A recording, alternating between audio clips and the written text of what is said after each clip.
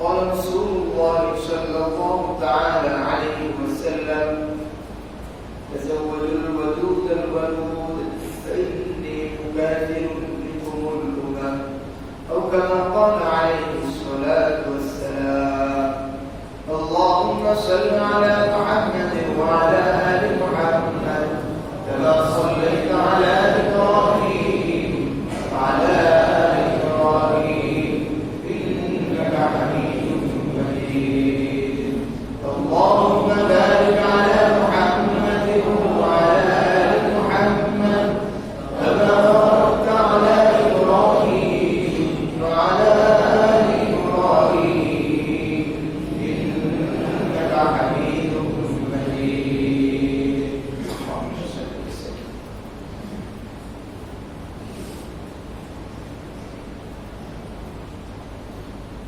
الحمد لله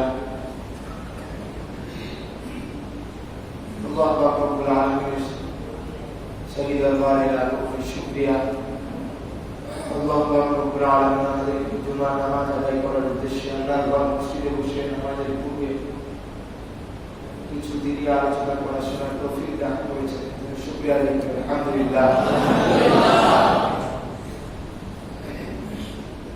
সম্মানিত হাজিরিন, আজকের আলোচনার বিষয় পবিত্র শাওয়াল মাসে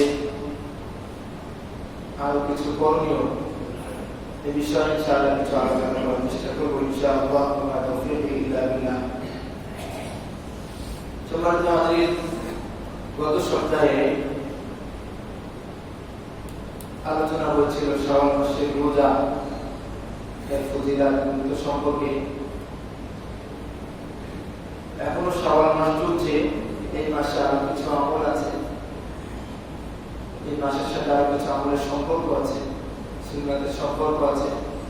এজন্য এই বিষয়ে কিছু আলোচনা করার চেষ্টা করব ইনশাআল্লাহ। ওয়া মা তাওফীক ইল্লা বিল্লাহ। সম্মানিত হাজিরিন, শাওয়াল মাসে আরেকটি গুরুত্বপূর্ণ বিষয় হলো বিবাহ শাদী। বিবাহ শাদী শাওয়াল মাসে করা এটা একটা সুন্নাত। আল্লাহ রব্বুল আলামিন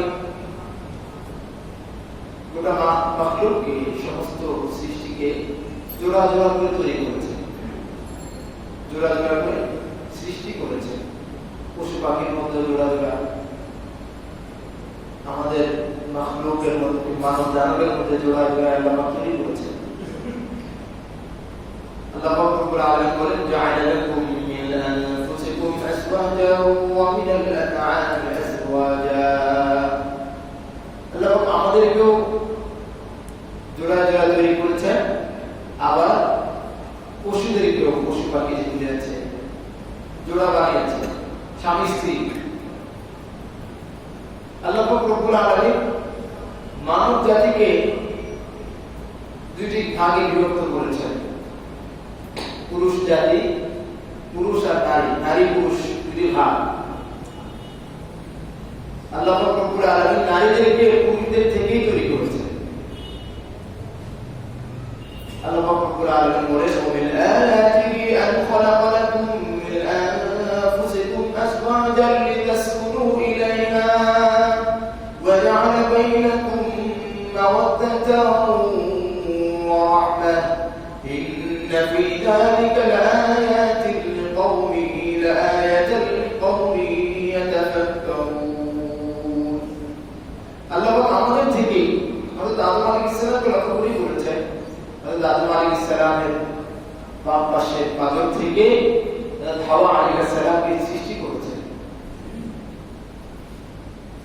সে অনুযায়ী প্রত্যেক পুরুষের বাম পাথরের হাতে দিয়ে নারীকে তৈরি করা হয়েছে।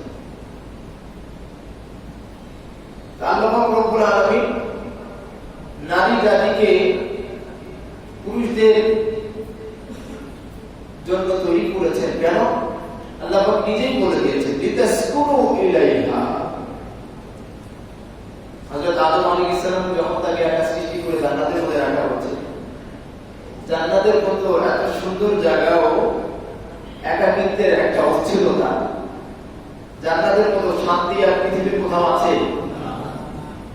সেই জান্নাতের শান্তিও অশান্তিতে পরিণত হবে যদি হুর না থাকে। আমার কথা বুঝতে পারছেন? যদি হুর না থাকে তো জান্নাতের শান্তি অর্ধেক মনে করেন কমে যাবে। কি হবে? কমে যাবে। এটা কথা বললাম, আল্লাহ পাক এটা করবেন না। এই জন্যই তো আল্লাহ পাক হুরের ব্যবস্থা রেখেছেন। জান্নাতের সুখ শান্তির অন্যতম হচ্ছে হুর। সুবহানাল্লাহ।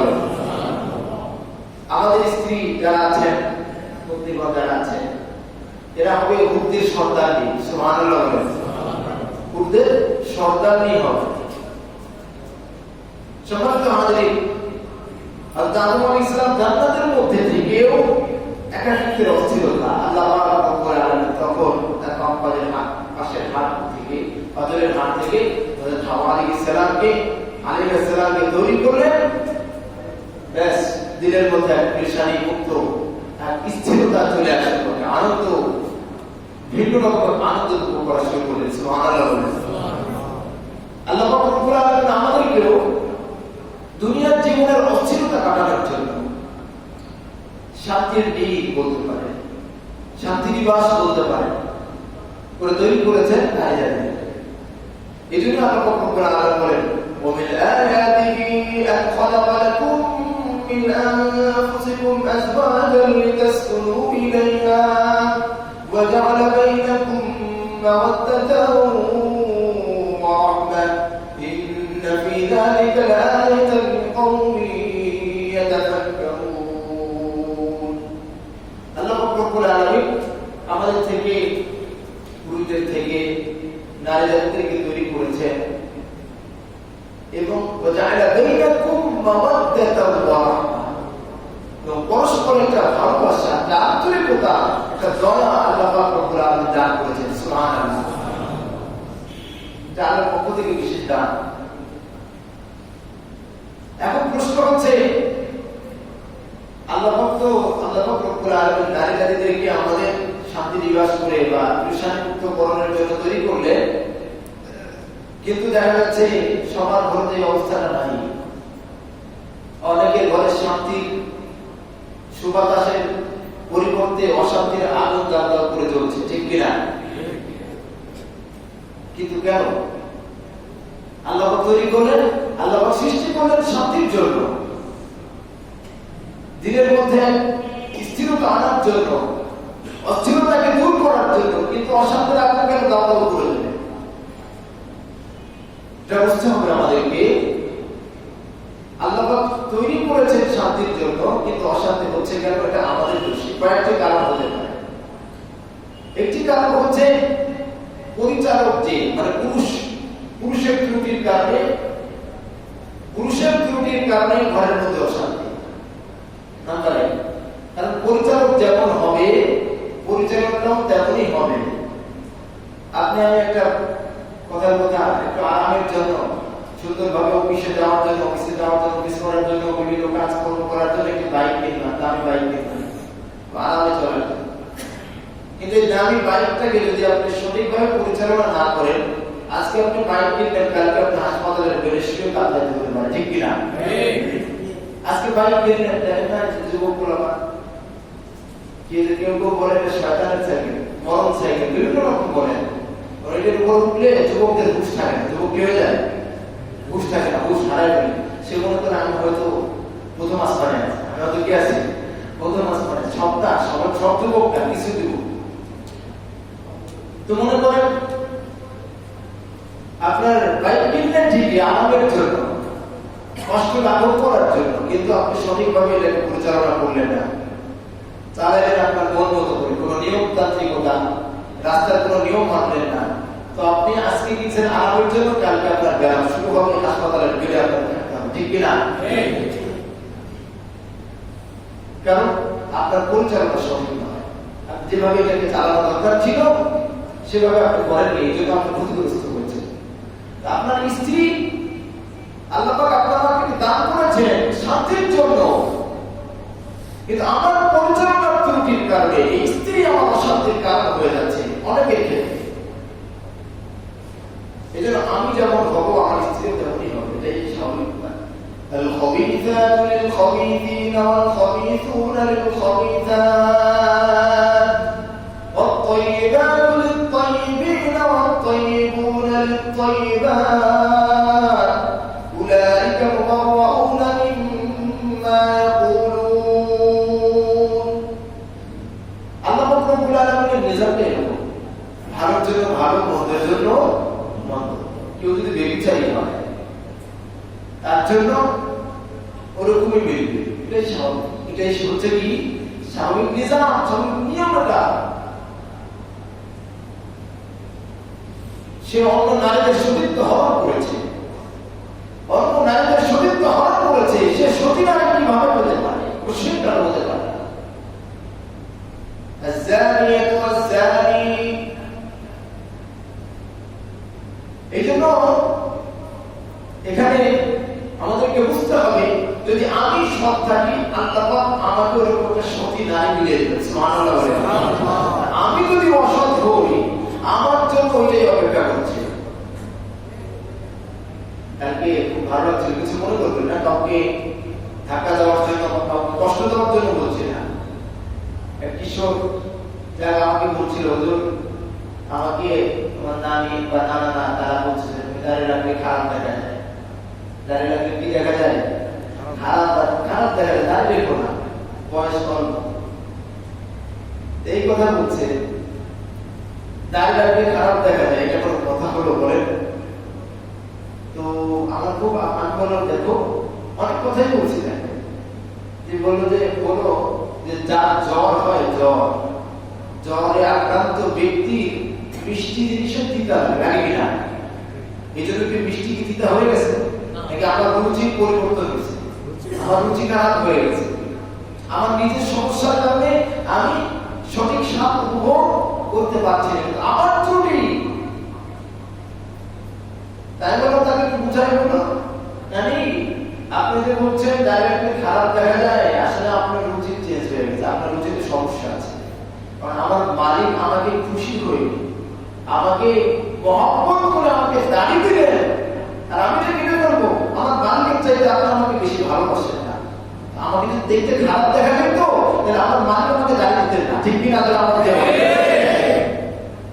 অথচ আল্লাহ কি বলেছেন لقد خلقنا الإنسان في أحسن تقويم الله رب العالمين خلق السماوات والأرض بالحق وصوركم فأحسن صوركم وإليه المصير الله বলেন তোমাদেরকে সবথেকে উত্তম আকৃতি দিয়ে তৈরি করেছি সুবহানাল্লাহ মানব জাতিকে সবথেকে উত্তম অবয়ব দিয়ে তৈরি করেছেন আল্লাহ বলেন উত্তম আকৃতি দিয়ে তৈরি করেছেন এই কথা বলে দাড়ি দিলেন পুরুষদেরকে আর একই হাড়ির পাতিলের খাবারকে গোল বড় বড় তার কোনো দাড়ি হলো না এই দাড়িকে দিয়েছে আল্লাহ বলেন তোমাদেরকে সবথেকে উত্তম অবয়ব দান করেছি আকৃতি চেহারা দান করেছি এই কথা বলে পুরুষকে দাড়ি দিলেন আর মহিলাদেরকে দাড়ি দিলেন কি বোঝা গেল পুরুষদের মধ্যে পুরুষদের দাড়ির মধ্যে প্রকৃত সৌন্দর্য মহিলাদের দাড়ি না থাকার মধ্যে প্রকৃত সৌন্দর্য এই জন্যই আল্লাহ পাক বলেন তোমাদেরকে আমি দাড়ি দিলাম আর তোমাদেরকে নারীদের তোমাদেরকে দাড়ি দিলাম না তোমাদের চুলের মধ্যে সৌন্দর্য আর পুরুষদের দাড়ির মধ্যে সৌন্দর্য সুবহানাল্লাহ দেখছেন যে শিখি দেখছেন শিখর দাড়ি হয় শিখির দাড়ি হয় আর এটা পুরুষের একটা ঐতিহ্য সমর্থ হাজির তো সে আমাকে বললো ছেলেটা বলতো হুজুর তাদের একটা চিন্তাধারা এরকম যে তুমি যদি দাঁড়িয়ে রাখো ভালো মেয়ে দিবে না নাউজুবিল্লাহ বলে আমি তখন বললাম কি এই বললো হুজুররা কি বিয়ে করে না আর দাঁড়িয়ে ওরা কি বিয়ে করে সব আমি আছো আচ্ছা আমি বললাম সে নিজে উত্তর দিতে আমি একটা উত্তর দিছি কি উত্তর দিছি তাই বলছি শোনো নারী যদি কোন নারী যদি দাড়িওয়ালাকে পছন্দ না করে তাহলে সে দিনদার হতে পারে না সুবহানাল্লাহ বলেন আমার উত্তরটা ঠিক হয়েছে তো অবশ্যই কি বলবো 100% ঠিক আছে সুবহানাল্লাহ দেখেন আসলে আমাদের রুচি পরিবর্তন কোথা থেকে আসছিলাম আমি যেমন হব আমার স্ত্রীও তেমন হবে এটাই স্বাভাবিক এই জন্য পরিচালক যেমন হবে কোম্পানি তেমনই চলবে। পরিচালক যেমন হবে কোম্পানি তেমনই চলবে। দক্ষ পরিচালক হবে কোম্পানি সুন্দর চলবে, পণ্য সাপ্লাই হবে সুন্দরভাবে, কোম্পানি ধীরে ধীরে উন্নতির দিকে পৌঁছতে থাকবে, উন্নতির শিখরে পৌঁছে যাবে। আর কোম্পানির পরিচালক যদি হয় দুর্বল অনভিজ্ঞ, তাহলে কোটি টাকা ইনভেস্ট করেও কয়েকদিন পরে কোম্পানির সবকিছু গোছায় গাছায় ঘরে উঠতে হবে। ঠিক কিনা আওয়াজ হবে। এই জন্য প্রথম কাজ হলো আমাকে শুধরাতে হবে। আমি পরিচালক, আমাকে শুধরাতে হবে। আমি যদি ছুটে যাই আমার স্ত্রী অটোমেটিক ছুটতে যাবে। সুবহানাল্লাহ বলেন। আল্লাহ কি করে দেবেন? ভালোর জন্য ভালোই আল্লাহ ব্যবস্থা করবে। এই জন্য সম্মান তাহলে এক নম্বর। দ্বিতীয় কারণ হচ্ছে মহিলাদের মধ্যে সমস্যা আছে, অনেক নারীর মধ্যে সমস্যা। আসলে সমস্যা পুরুষটা ভালো, অনেক পুরুষ আছে মাটির মতো, আছে কিনা? পুরুষ মাটির মতো, কিন্তু মহিলারা এমন ডেঞ্জার অবস্থা খারাপ, পুরা অস্থির করে ফেলে। সাদা সিধা মানুষকে কষ্টে কষ্টে যুগে যুগেও অনেক সময় আলাদা করে মৃত্যুবরণ করে। ঠিক কিনা? এমন ঘটনা আছে না নাই? এই জন্য মহিলার মধ্যে সমস্যা। একটা বললাম পরিচালক, পুরুষের মধ্যে সমস্যার কারণে অশান্তির আগুন জ্বলে। দ্বিতীয় আরেকটি কারণ হতে পারে যে নারীর মধ্যে সমস্যার কারণে আসলেই, যেমন কালকে আমরা এই সব তাজা তাজা ঘটনা হলো, কালকে আমরা আলোচনা করছিলাম একজন সুন্দরী রমণী, তার ব্যাপারে সুন্দরী মেয়ে, তার ব্যাপারে বাবা চিন্তা করছে না। আরে ভালো প্রস্তাব আছে, ভালো প্রস্তাব আছে, আর তার দুইটা বোন তারা বেশি সুন্দরী না, তো তাদেরকে মোটামুটি জায়গা বিবাহ দিচ্ছে। মনে করছে যে একটা বাচ্চা বাঁচছি, এদেরকে নিয়ে টেনশন ছিল, এখন যেটা আছে এটা নিয়ে কোনো টেনশন নাই, এটা সেরকম পূর্ববর্তী ব্যাস, কোনো টেনশন নেই। ভালো ভালো প্রস্তাব আসছে, তো আসছেও ভালো প্রস্তাব ঠিকই, কিন্তু কিছুদিন পরে আবার ওই মহিলা, আবার ওই মেয়ে ঘরে ফিরে চলে আসছে, স্বামীর সাথে পরিমাণা হয় নাই। আবার যেহেতু চেহারা সুন্দর, আবার বাপ মা মিলে সবাই মিলে বুঝে শুনে থেকে ব্যবসা দিয়েছে, আবার কিছুদিন পর আবার ঘরে চলে আসছে, স্বামীর সাথে পরিমাণা নাই। সুন্দরী হলেই হবে নাকি চরিত্র ঠিক থাকতে হবে? ঠিক কিনা? গুণবতী হতে হবে, সুন্দরী হলে হবে না শুধু। সম্মানিত হাজির, এই জন্য বলছি নারীর মধ্যে অনেক সময় সমস্যা থাকে। এখন আপনাকে কি করতে হবে সেইগুলি বলবেন। আপনাকে বাছাই করতে হবে। প্রথম কথা হলো আল্লাহর কাছে দোয়া করতে হবে। একটা দিনদার বাঁচি পাওয়ার জন্য আপনাকে আল্লাহ পাকের কাছে খুব বেশি কান্নাকাটি করতে হবে। সুবহানাল্লাহ বলেন। যত বেশি কান্নাকাটি করবেন আল্লাহ পাক কুদরতি ভাবে আপনার জন্য এরকম ব্যবস্থা করে দেবেন। সুবহানাল্লাহ। এটাই বাস্তব কথা, এটাই বাস্তব কথা। এই জন্য আল্লাহ রাসূল বলেন, এই পৃথিবীর যত সম্পদ তোমরা দেখো না কেন, টাকা পয়সা দেখো, গাড়ি বাড়ি দেখো, দামি দামি গাড়ি বাড়ি, মিল ফ্যাক্টরি, ইন্ডাস্ট্রি, এগুলি মূলত কোনো সম্পদ নয়। এইগুলি আসল সম্পদ নয়, এইগুলি উত্তম সম্পদ নয়। এইগুলি যে কোনো সময় শেষ হয়ে যাবে। আজকে তুমি কোটি টাকার মালিক, কালকে তুমি মানুষের দ্বারা করতে পারো ভিক্ষার ছুটে নিয়ে। আল্লাহ পাকের হুকুম যেভাবে হবে ওইভাবেই হবে। এইটা দুনিয়ার কোন সম্পদ, এটা তোমার আসল সম্পদ নয়। তোমার আসল সম্পদ কি জানতে চাও? আল্লাহ রাসূল বলেন, শোনো তাহলে তোমার দুনিয়ার মধ্যে আসল সম্পদ, উত্তম সম্পদ কোনটা? দুনিয়া কুল্লুহা মাতা।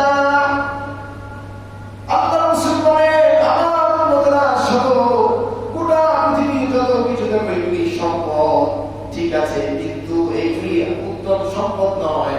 উত্তম সম্পদ হলো ওয়াখায়রু মাতা'আদ দুনিয়া আল মারআতুস সালিহা। আর সবথেকে উত্তম সম্পদ হলো তোমার জন্য তোমার নেক স্ত্রী। সুবহানাল্লাহ। তোমার দিনদার স্ত্রী, এটা হচ্ছে পৃথিবীর সবথেকে উত্তম সম্পদ। সুবহানাল্লাহ। কেন বললেন? আপনার টাকা পয়সা এইটা কি আখিরাতে কোনো কাজে আসবে? হ্যাঁ, যেগুলি দান করবেন সেটা তো চলেই গেল, কিন্তু যেগুলো জমা করে রেখে যাবে দুনিয়াতে কোনো কাজে আসবে? আপনার গাড়িটা কোনো কবরের কাজে আসবে? আপনার মিল ফ্যাক্টরি ইন্ডাস্ট্রিতে কোনো কবরের কাজে আসবে? এটা আপনার স্থায়ী সম্পদ না, অস্থায়ী সম্পদ। আপনার স্ত্রী আপনার স্থায়ী সম্পদ, কারণ এই স্ত্রী আপনার দুনিয়াতেও সঙ্গী, জান্নাতে চিরস্থায়ী সুখ শান্তির ঠিকানা সেখানেও সঙ্গী থাকবে। সুবহানাল্লাহ বলে, এটা আপনার স্থায়ী সম্পদ। এই জন্য আল্লাহ রাসূলকে না বুঝে বলছেন, কি বলেন, পৃথিবীর শ্রেষ্ঠ সম্পদ দুনিয়া, দুনিয়ার সব থেকে উত্তম সম্পদ হলো নেক বিবি, নেক স্ত্রী, দিনদার স্ত্রী। এই জন্য আমাদেরকে বিবাহের ক্ষেত্রে খেয়াল রাখতে হবে, যেহেতু শাওয়াল মাস, এই মাসে বিবাহ করা সুন্নাহ। বিবাহের ক্ষেত্রে ফজিলতের কিছু আরো কথা বলি আপনাদের। আল্লাহ রাসূল হাদিসের মধ্যে বলেন, যে ব্যক্তি বিবাহ করলো, মুমিন, যে মুমিন মুসলমান বিবাহ করলো, সে অর্ধেক দিনের অর্ধেক পূর্ণ করলো। সুবহানাল্লাহ, দিন ইসলামের অর্ধেক কি করলো? পূর্ণ করলো। আল্লাহ রাসূল বলেন, তুমি সুতরাং বাকি যে তোমার দিন অর্ধেক দিন আছে, এই ব্যাপারে তুমি আল্লাহকে ভয় করো। তাহলে কি হলো? আমাদেরকে বুঝতে হবে, আল্লাহ রাসূল বলেন, যে ব্যক্তি বিবাহ করলো, যে মুমিন মুসলমান বিবাহ করলো, সে অর্ধেক দিন পূর্ণ করলো। সুবহানাল্লাহ। আল্লাহ রাসূল বলেন, বাকি অর্ধেকের ক্ষেত্রে আল্লাহকে ভয় করো। মানে তোমার যে এখন রিজিকের টেনশন, রিজিক আছে, রিজিক টেনশন করতে হবে, দরজা করতে হবে, এক্ষেত্রে আল্লাহকে ভয় করে হালাল রিজিক করতে চেষ্টা করো। فإذا قضيت الصلاة فانتشروا في الأرض وابتغوا من فضل الله। আল্লাহ পাকের পক্ষ থেকে আল্লাহর ফজল করো, এটাকে তোমরা অনুসরণ করো, মানে হালাল রিজিক উপার্জন করার চেষ্টা করো, হালাল রিজিক। এই ব্যাপারে আল্লাহকে ভয় করে চলো, হারাম দ্বারা পশ্চিম কারণ তোমার মধ্যে না ঢুকে। সম্মানিত হাজিরিন, মানুষের গুনাহ হয়, অধিকাংশ গুনাহ হয় দুটি কারণে। অধিকাংশ গুনাহ মানুষের দুটি কারণে।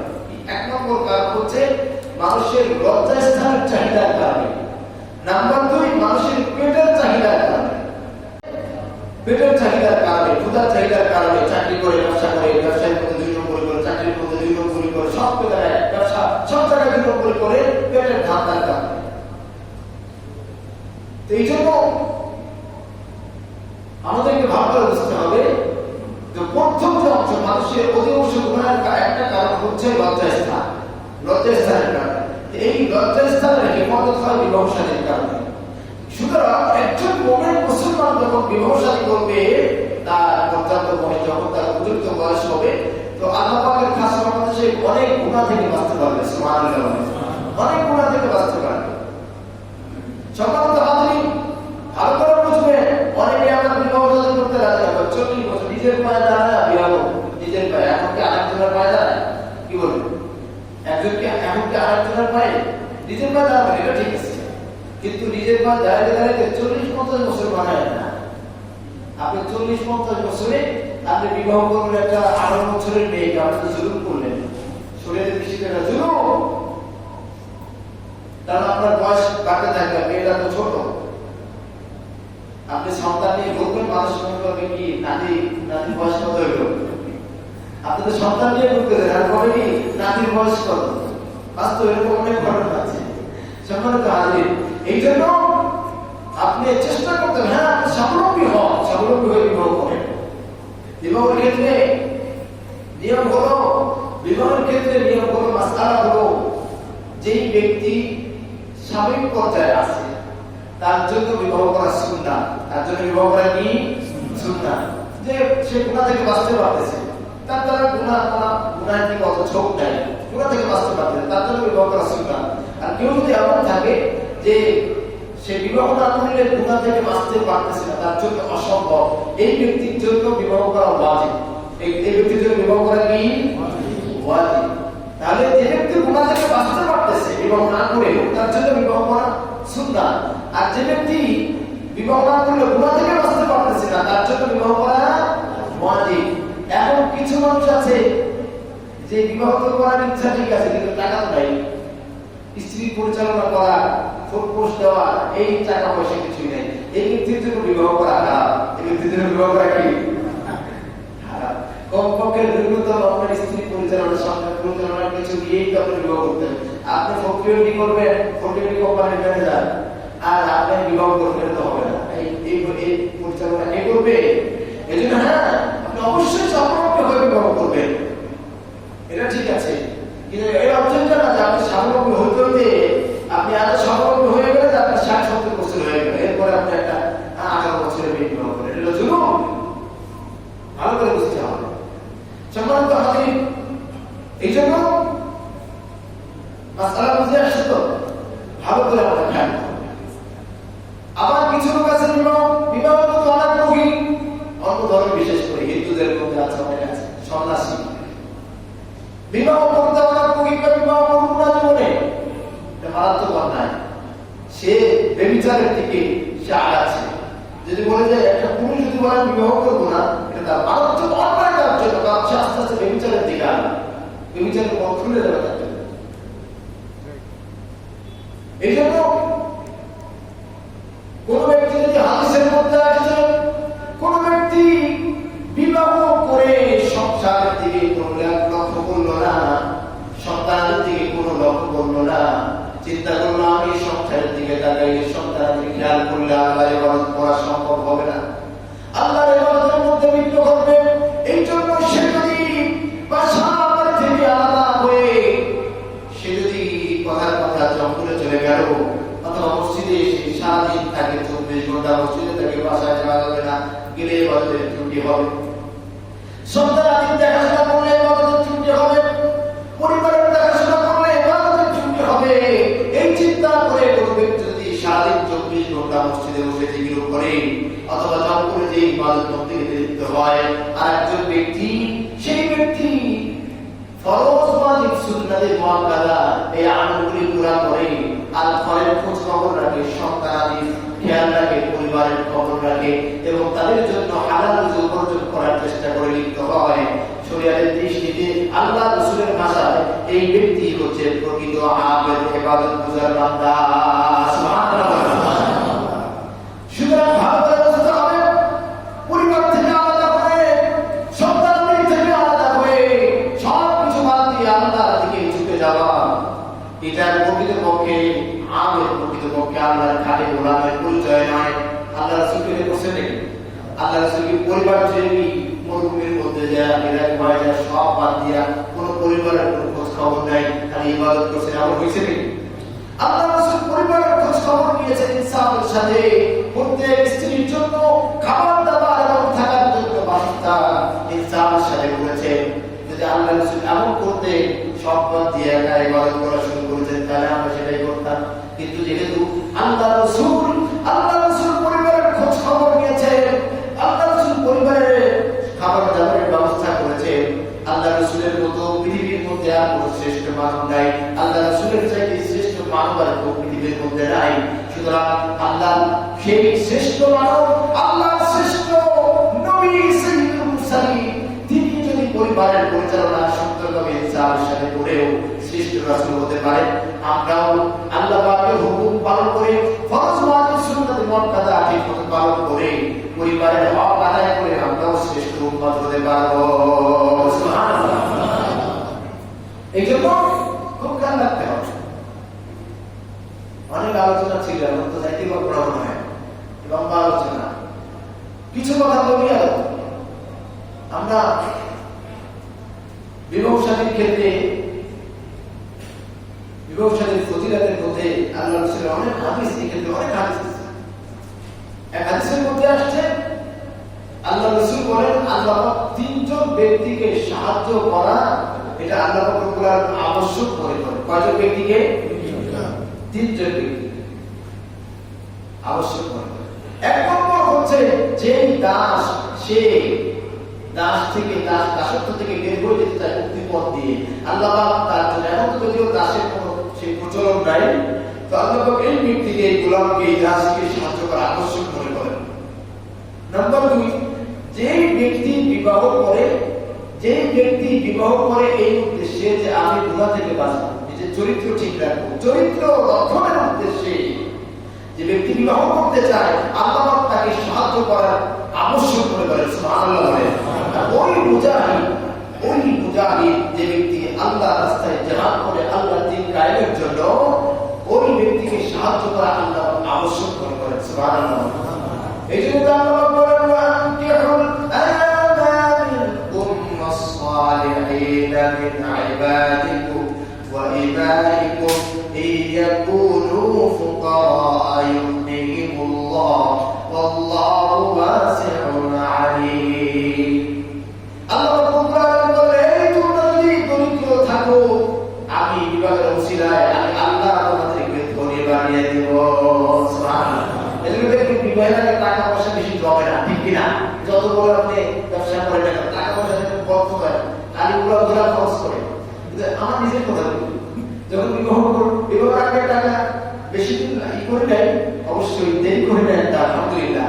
তো আগে আমার কাছে কিছু ছিল না, বিবাহ করা এখানে গর্ব। আমি রান্না করেছি আমার শুরু থেকে, বিবাহ শুরু থেকে যা বেতন ছিল এখন 10 গুণ বাড়ছে বা ইনকাম বেতন সহ আমি ইনকাম বিভিন্ন ইনকাম সব মিলে 10 গুণ বাড়ছে আমাদের কাছে।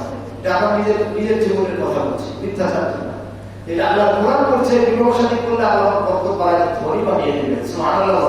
এই জন্য মোটামুটি আপনি এটা পরিচালনা সংসার পরিচালনা করতে পারবেন এবং আপনি আগে বাড়েন। যদি আপনার পর্যাপ্ত বয়স হয়ে যায় আপনি দেরি করবেন না, আল্লাহ থেকে বরকত দিয়ে দেবেন। সুবহানাল্লাহ। সম্মানিত হাজিরিন, লাস্টে একটা কথা বলবো। এই যে শুরু থেকে একটা কথা বলছিলাম আপনাদেরকে, যে অনেকের ঘরে স্ত্রীর সমস্যা হয়, সমস্যা হওয়ার কারণে ঘরের মধ্যে আগুন জ্বলে, দাও করে অশান্তির আগুন জ্বলে। 1 নম্বর কারণ বলেছিলাম পুরুষের সমস্যার কারণে, 2 নম্বর কারণ বলেছিলাম নারীর সমস্যার কারণে। এখানে মূল সমস্যাটা হচ্ছে দিন নাই। পুরুষের সমস্যা, নারীর সমস্যা, এইগুলোর মূল কারণ হচ্ছে দিন না থাকা। ঠিক কিনা? যদি দিন না থাকে তাহলে সমস্যা হবে, কোনো সন্দেহ নাই। আর যদি দিন থাকে তাহলে কোনো সমস্যা হবে না, পুরুষের সমস্যা হবে না, নারীর সমস্যা হবে না। আল্লাহর পক্ষ থেকে তাদের উপর রহমত আর বরকত নাযিল হতে থাকবে। সুবহানাল্লাহ। এখন আপনার জন্য করণীয়, আপনি আল্লাহর কাছে দোয়া করবেন, চেষ্টা সাধনা করতে থাকবেন। এরপরেও যদি আপনার কপালে জল্লাদ বেঁধে যায়, কি বলে জল্লাদি বললাম, যদি বেঁধে যায় তাহলে সবর করবেন। তাহলে কি করবেন? আপনি দোয়ার চেষ্টা সব করছেন, এরপর বেঁধে গেছে, এখন কি করবেন? এটাকে ছেড়ে দিলে আর জায়গায় জ্বালাতে করবে, আরেকজনকে জ্বালাতে করবে। আপনি একটু সবর করেন। সবর করলে কি হবে? আল্লাহ আপনাকে দুনিয়া আখিরাতের মর্যাদা বৃদ্ধি করে দেবেন। সুবহানাল্লাহ। ছোট্ট একটু ঘটনা বলে শেষ করবো। অনেক আগের ঘটনা, আল্লাহ বলি অনেক বড় বুজুর্গ দূর থেকে তার খবর শুনে একজন ব্যক্তি তার কারামতি শুনে আশ্চর্য ঘটনা শুনে তাকে দেখা করার জন্য, তার সাথে দেখা করার জন্য রওনা হয়েছে। সংক্ষিপ্তভাবে বলছি, এই ব্যক্তি যখন খোঁজ খবর নিয়ে ওই আল্লাহওয়ালার বাড়িতে গিয়েছে, আল্লাহওয়ালার বাড়িতে যাওয়ার পরে যে নক করছেন, দরজায় নক করছেন যে হযরত বাসায় আছেন নাকি, ভিতর থেকে উত্তর আসলো, কি আমার হযরত আল্লাহ বলি তার খবর শুনে আসুন কি বাসা আছে, কিসের আল্লাহ বলি, সে আবার কবে আল্লাহ বলি হইল। বাসা থেকে আওয়াজ দিচ্ছে, কে দিচ্ছে বলেন? তার স্ত্রী, সে ঘরে ছিল না। আল্লাহ বলি বাসা আছে, কেনা কোথাকার আল্লাহ বলি, কে আবার আল্লাহ বলি? না আমার এরকম আল্লাহ বলি নাই। কারণ এই যে আমাকে নাম করা সে আবার কবে বুঝু করবো? আর এমন বকা শুরু করছে, ওই লোকটার মনে খারাপ। আমি কার কথা শুনে আসলাম, এত দূর থেকে এত একটি বড় বুজুর্গের কথা শুনে তার সাথে দেখা করতে আসলাম, তার ঘরের অবস্থা কি, তার ঘরের অবস্থা কি? এখন সে মনটা খারাপ হবে, তাহলে আমি কি শুনলাম আর কিসের জন্য আসলাম, আমার এক কষ্টটাই বিফলে গেল। এই চিন্তা করে মনটা খারাপ করে হাঁটতেছে, বাইরে যে হাঁটতেছে, একজনের সাথে দেখা হয়েছে, ভাই মন খারাপ করে, ভাই আপনি কোথা থেকে আসছেন? অনেক দূর থেকে আসছিলাম, অনেক দূর থেকে আল্লাহ বুজুর্গের কথা শুনে তার সাথে দেখা করার জন্য আসছি। এখন তার ঘরের অবস্থা এই, ভাই যে কথা শুনলাম আমার মনটা খারাপ হয়েছে, আমি নাই। বলছে ভাই পেরেশান করবে না, তুমি যাকে বুঝতেছো যে বুজুর্গ খুঁজতেছো, এই অল্পের মধ্যেই চলে আসবে, দেখতে পাবা। অপেক্ষা করো, কিছু অপেক্ষা করতে না করতে দেখে দূর থেকে একজন ব্যক্তি আসছেন, তবে কোন উঁচুর উপরে ঘোড়া গাধার উপরে সওয়ার হয়ে না, একটা জঙ্গলের হিংস্র প্রাণী বাঘের উপরে সওয়ার হয়ে আসছে। সুবহানাল্লাহ। এই অবস্থা দেখুন, হয়তো বাঘের উপরে সওয়ার হয়ে আসছে, আসে ওনার সামনে যখন আসছে, আসার পরে এই ব্যক্তির চেহারা পরে দেখে বলছে, এটা ভাই তুমি বড় পরেশান, বুঝতে পারছি, আমার বাসায় গিয়েছিল মনে হয় না, যে বাসায় গিয়েছিলাম অবস্থা খুব খারাপ, আমার মন খারাপ হয়ে গেছে। মন খারাপ করো না, আজকে এই যে দেখো আমার এই মর্যাদা আল্লাহ আমাকে দিয়েছেন, জঙ্গল থেকে লাঠি কেটে গাড়ির পিঠে সওয়ার হয়ে নিয়ে আসা, এই মর্যাদা আল্লাহ দিয়েছেন আমার স্ত্রীর এই তার ব্যবহার সহ্য করার কারণে। সুবহানাল্লাহ। এই জন্য যদি কারো কপালে বেঁধে যায়, আপনি চেষ্টা করবেন, আপনি দিনদার দেখবেন। আজকে আলোচনা করতে পারবো না, কারণ কাজ আছে। আমি আরো কিছু কথা বলতাম যে কেউ আছে সম্পদ দেখে বিবাহ করে, সম্পদ চাই। হ্যাঁ, কেউ আছে অভিজাত বংশ দেখে বিবাহ করে, এই ধরনের বিভিন্ন দুনিয়ার অর্থের দিকে তাকিয়ে, দুনিয়ার দিক থেকে তাকিয়ে বিবাহ করে। এরা কত ক্ষতিগ্রস্ত হয় হাদিসের পরিভাষায় আগামী সপ্তাহে ইনশাআল্লাহ বলবো। হাদিসের মধ্যে যে ব্যাপারে কি কথা আসছে এটা আগামী সপ্তাহে বলবো, এই সপ্তাহে বলতে পারলাম না। আল্লাহ পাক রব্বুল আলামিন আমাদের সকলকে যে কথাগুলি বলা হলো আমল করার তৌফিক দান করেন।